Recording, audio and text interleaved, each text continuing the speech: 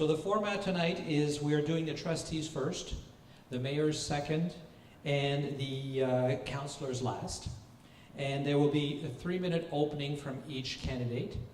Then we will go through the questions that were put together by MAVA, the Mount Albert Village Association, in the order they were given to me. And then each candidate will answer, and there'll be for 1 minute, and there'll be a 1-minute rebuttal. And then everyone will get a 2-minute opportunity to do a close before we move on. Virginia Haxon. Thank you very much.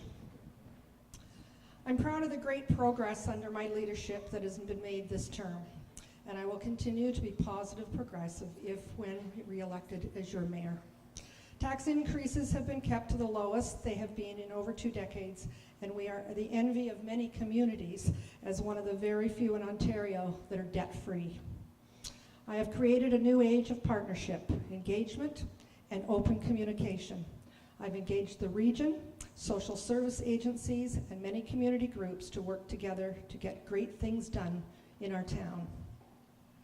Communication with residents is at an all-time high, and we are using the town page, social media, our new website, community events, and electronic newsletters to keep people in touch. All are reflective of positive leadership.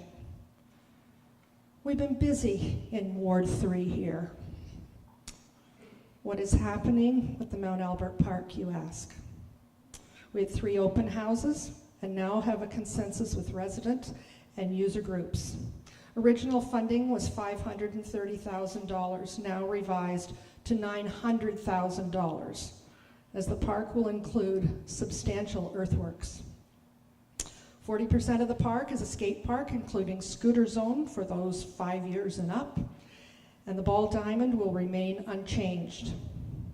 Expanded playground will include both junior and senior equipment, and the pavilion will be made larger and have lots of picnic tables. A shade structure will also be added, and additional entryway and expanded parking will take place here.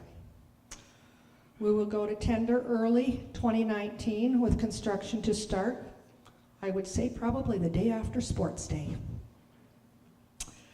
We've also been busy doing other things in Ward 3. A walking link was completed between Princess Street and Home Hardware.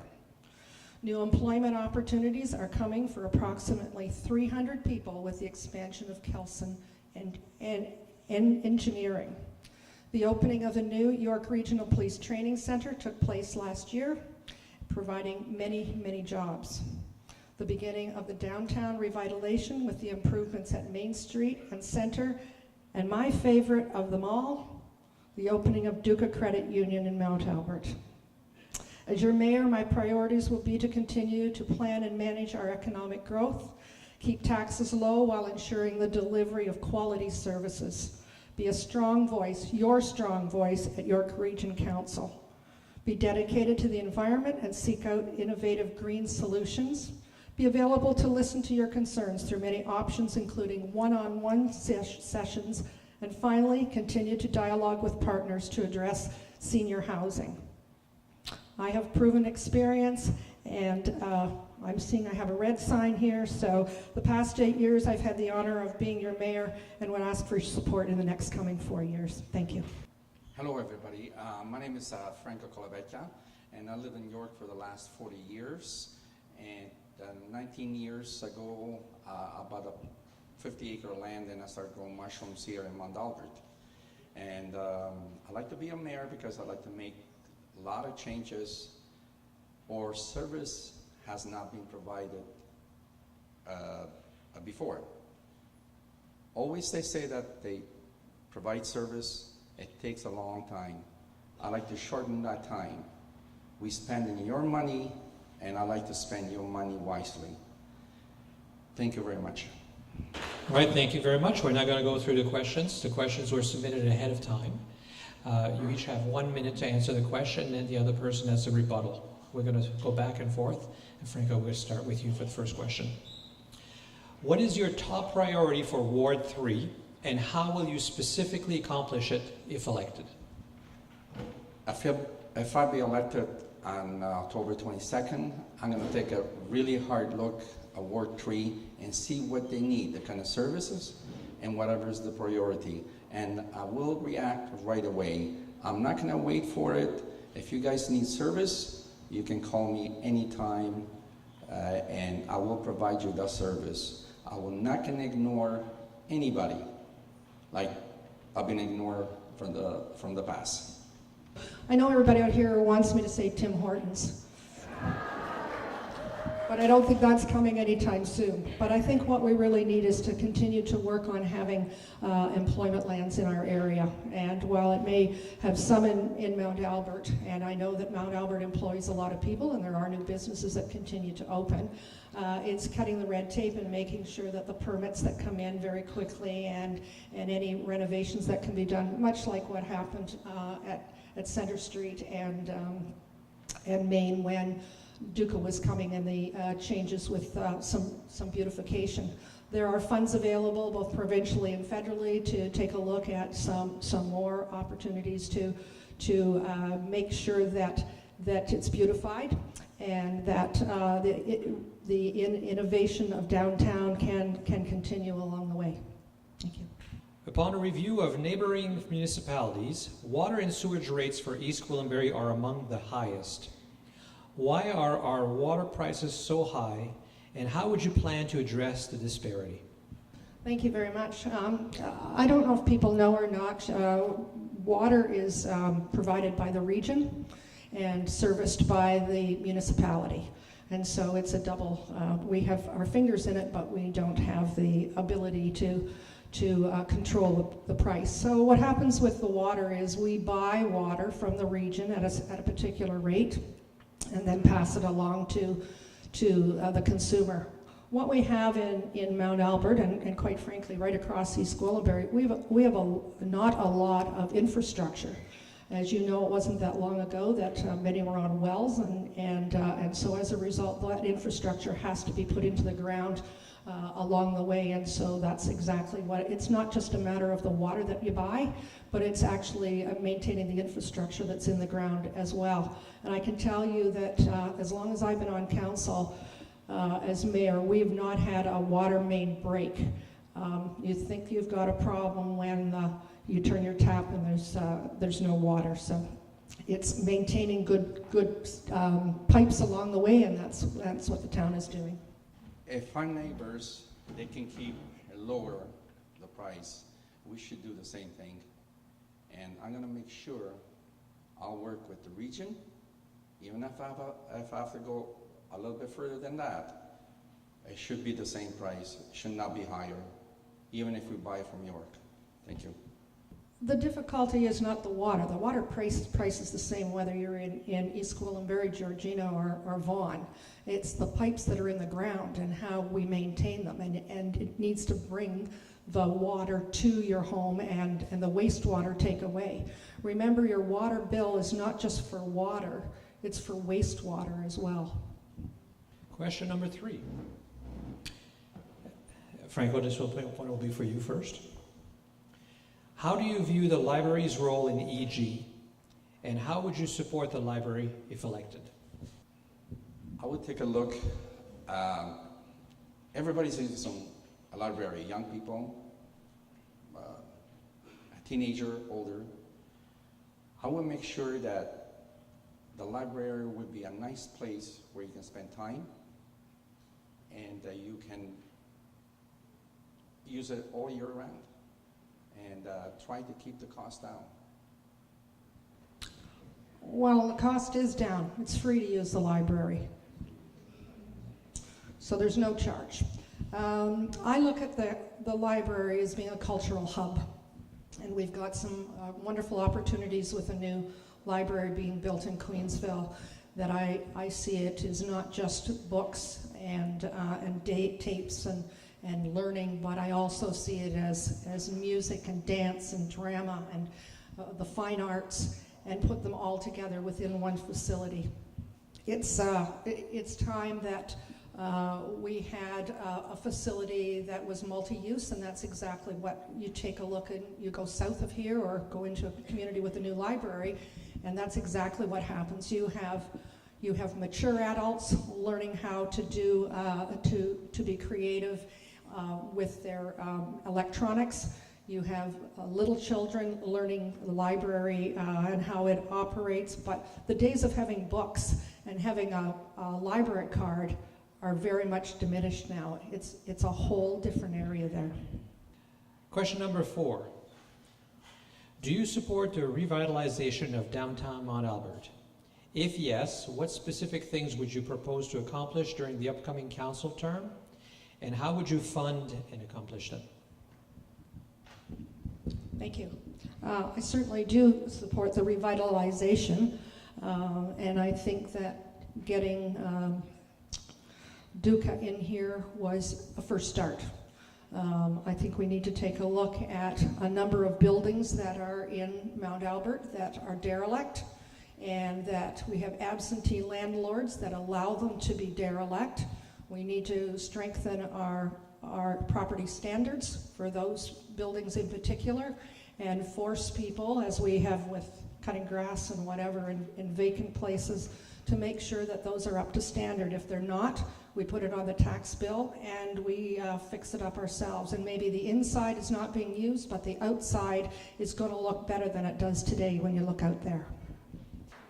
Before I started my business, I had an opportunity to deliver potato chips 40 years ago, right in Mount Albert here. The pharmacy, the variety stores. It's been about 40 years, and she's been a council for 10 years, if I'm correct on that. 8 years as a mayor, very little changes. I can make big changes in 4 years. Thank you. What are they? I bring new businesses, food, who sells clothes. They'd be glad to come here and sell their goods. And we have to help them anywhere it's possible. Question number 5. What will you specifically do, other than study the problem, to get affordable and reliable high-speed internet for residents outside of the high-density subdivisions and in rural areas of Ward 3? When I was getting my signature, my 25 signature, 20 people out of 25, they want high-speed internet. I will start working right away, whatever it's the best way to bring high-speed internet to everybody at EG. So created probably about 6 months ago was a board called YorkNet. And it's the 9 municipalities in York Region, predominantly the 3 or 4 at the top end that are really struggling as we are with good internet. And YorkNet has now applied for some seed money to make sure that there are conduits at least in place to get started. The last board meeting was last week. And we were informed that Woodbine is now going to have conduit from Davis Drive through to the Georgina line, and so will McCowan. And so it's the start. It's not perfect, but what it's going to do is allow other opportunities, such as Vianet, Bell, and Rogers, to actually fill that conduit. I can also tell you that the second concession now has dark fiber. They've just put it in the last 2 weeks. What is your position on retail marijuana stores opening in East Gwillimbury, and specifically in Mount Albert? Well, I was hoping for this one. As many of you know, I am chair of the Police Services Board, so I've learned a lot about marijuana and cannabis in the last year and a half, and there's a lot of courses still going on. So the municipality can either opt in or opt out to be a cannabis sales municipality, and they need to do so by having a motion of council saying that they are not a willing host. In June, your council of the day passed that motion unanimously that we would not be a willing host for retail.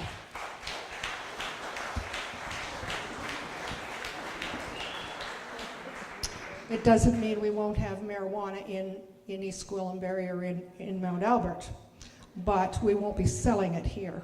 Now, in talking to the ministry about 2 weeks ago, I was informed that we need to pass another motion in January. They suggested the first meeting that the council had because the one that we passed is dated with the members of council. So that'll be the first order of business, and we can opt back in again later on if we choose to do so. If the people of East Gwillimbury, they don't want it, I'll say no. That's all I got to say. Question number 7. What is your position on residential and business growth in Ward 3? And if you support increased growth, how will you address limitations with sewage capacity? I don't have too much experience, but I will educate myself very quickly. And I will take a look at it, and if you have to put a pumping station or stuff like that for the sewers, we have to do it, but we have to do it intelligently and try not to spend a lot of money for it. And like we do need residential, we do need commercial, because we want to bring more people into the East Gwillimbury, because it's good for everybody. All the growth that's going on in Mount Albert right now was passed between 1994 and 1997. Some of the land has been sitting for a lot of years. Because we're in Ward 3, I'll talk about Ward 3 as opposed to Ward 2 or Ward 1. When you're talking about business, there's no shortage of sewage treatment for businesses. However, residential usually counts on 3.5 people in it, and so you have to have a certain amount to do that. The plant here in Mount Albert now is nearing its capacity. Not there yet, but nearing its capacity. And in all likelihood, what you see being built now will be built, but you won't be seeing anything else beyond that until there is an addition to that sewage treatment plant on the Doane Road. The salaries of many people have not kept up with the cost of living over the past couple of decades.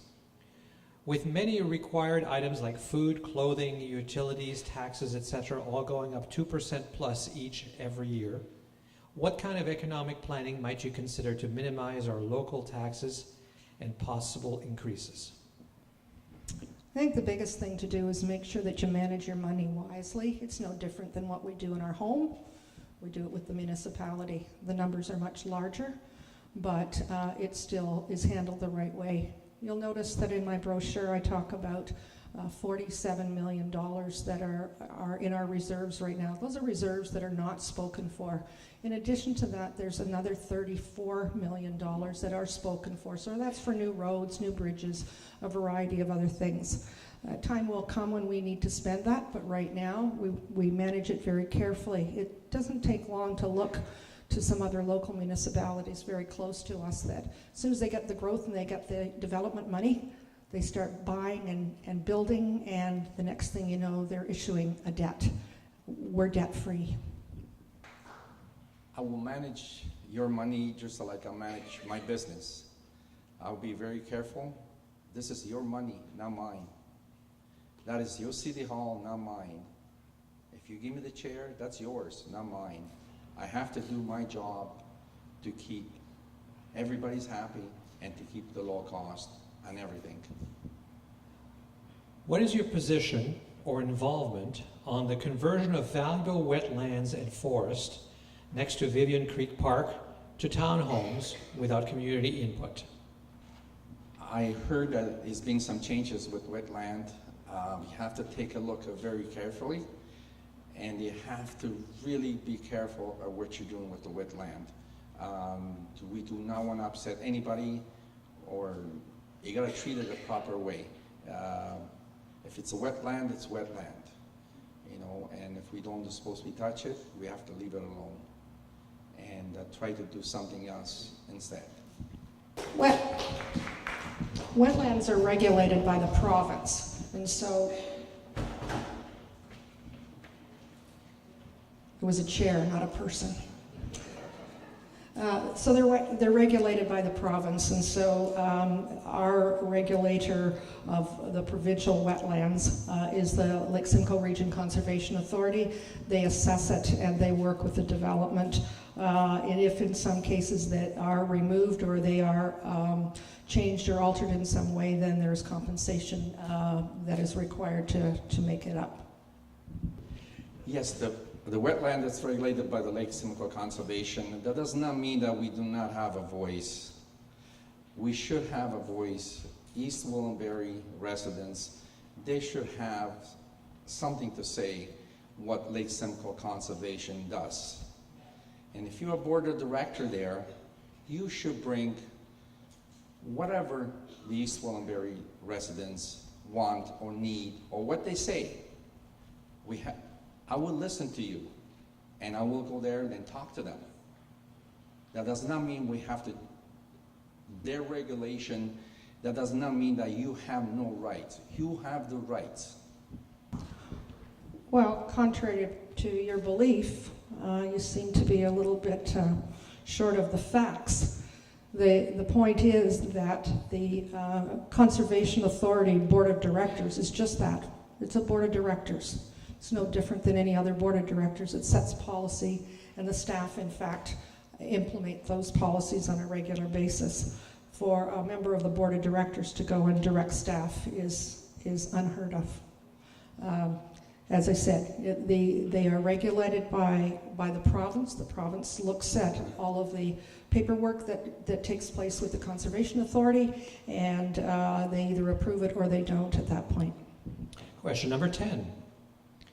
How are revenues from property taxes and developers' fees distributed to the EG communities?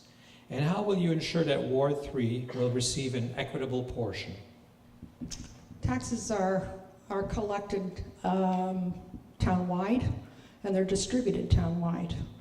And there are needs in various communities that will take some of the money, and at the end of the year, it's tallied up. I can tell you that the first part of January is budget time, and all the needs for every community. It's not a matter of saying, oh, we collected this much for Mount Albert. It's a matter of saying, what do we need across? How do you decide that the Doan Road can only be paved because Mount Albert paid for that certain portion of it? We're a town. We're not an individual community. And so far, I don't think anybody has really suffered along the way. We're in good shape, and unfortunately, sometimes there are issues that come up that you need to have money. We're in a position that it's in the bank, ready to go. I would treat Ward 3 like Ward 2 and Ward 1. Everybody, I said before, it has to be treated fairly, and we have to know what the needs are and what the priority is first. If Ward 3 needs to pave the road first, we have to do Ward 3 first.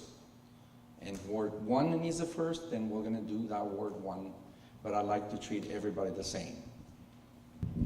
The reality is, mayor has one vote, so you can't promise that you're going to do a whole lot of things. What you can promise is you're going to work with the other members of the team and see what the best is for the community. I'm only one vote. Rural residents pay the same property tax rates as other EG residents, but have little participation in the benefits from infrastructure development. What will you do to adjust rural property taxes or ensure value for money in the taxes paid? Again, we have to take a look, see what they need, but I'm not going to go for rezoning and whatever they need. If it's a road or if it's anything else that they need, we have to take a look at it because they have to drive that every day. They have to drive their kids, their parents, everybody, and we have to make those roads safe for everybody. It doesn't matter where they live. Thank you. I live on rural property. I've been there 37 years. I don't pay water. I have a well. I maintain it. I don't pay sewage.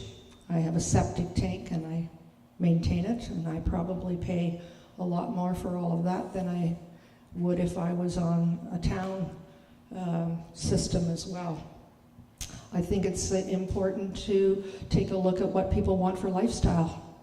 Some people want a large lot, some people want large acreage, some people want a townhouse or even an apartment.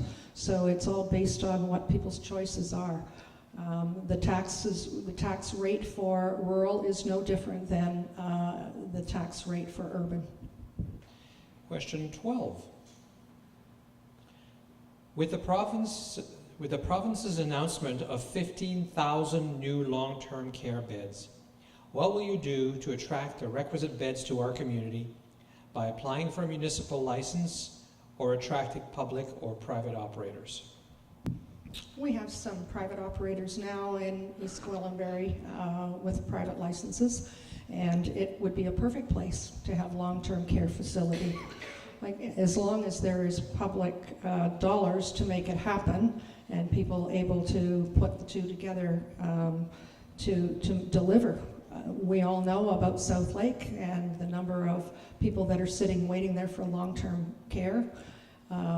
We know that it's not the right place for them, but it's a provincial regulation, and it's a matter of working with our hospital to see, in fact, if they can streamline what they're doing.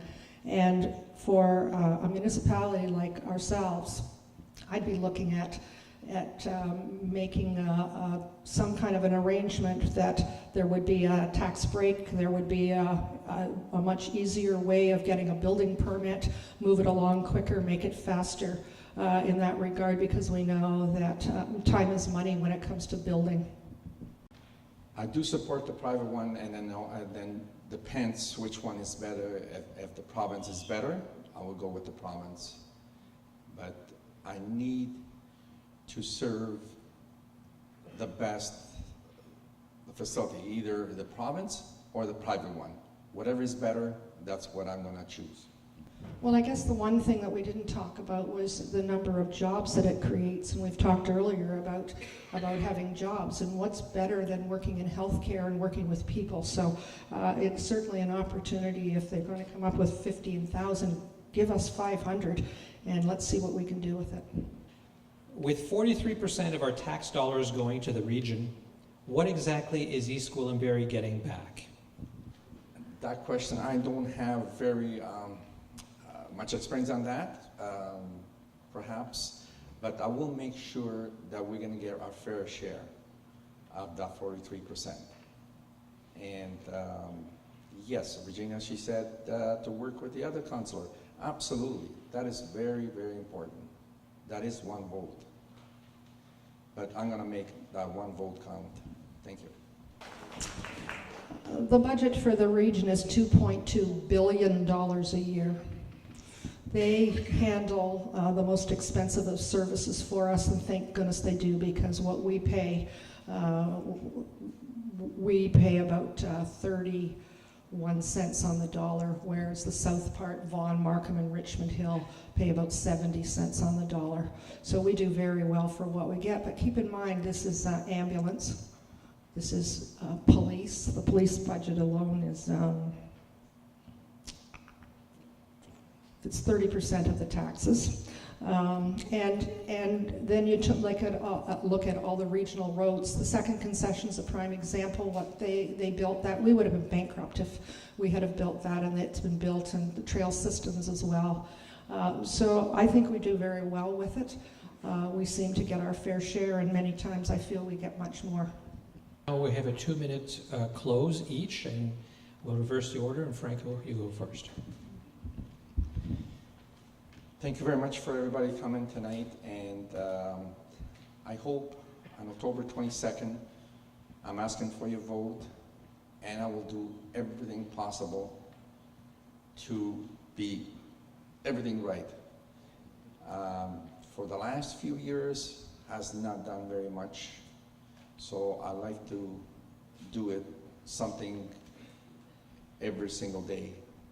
Thank you. Thank you.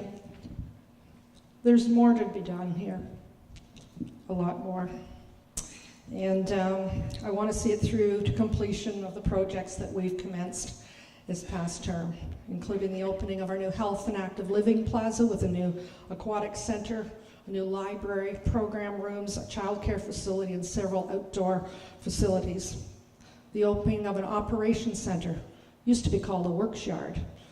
The removal of our works yard at the arena then provides 4 acres of opportunity for recreation facilities. We will begin live streaming of all council meetings in 2019. We are in great financial shape in East Gwillimbury with no debt, highest reserves in the history of East Gwillimbury, and tax increases among the lowest in the GTA and below the provincial rate of inflation. We have maximized alternative funding opportunities through partnerships, joint purchases, and grants for our waste collection contract, animal control, and even a shelter service, our fire master plan, and a new aerial truck. We continue to increase our parks, trails, and green space for healthy families, and we now have 24/7 emergency service. We are blessed with amazing community members throughout our town who give of their time to ensure that the small town feel in East Gwillimbury remains here. This community hall and the committee here are the prime examples of what community is all about. Thank you, MAVA, for all you do, and in particular for hosting this event. Thank you to the candidates for putting their names forward in the name of democracy. I've lived in rural East Gwillimbury in the same house for the last 37 years, and I get up every morning excited about the day ahead of me. I am humbled by the people that I meet and the difference that can be made in people's lives by local government. I love what I do, and it would once again be an honor and a privilege to serve as your mayor for the next 4 years. Thank you very much.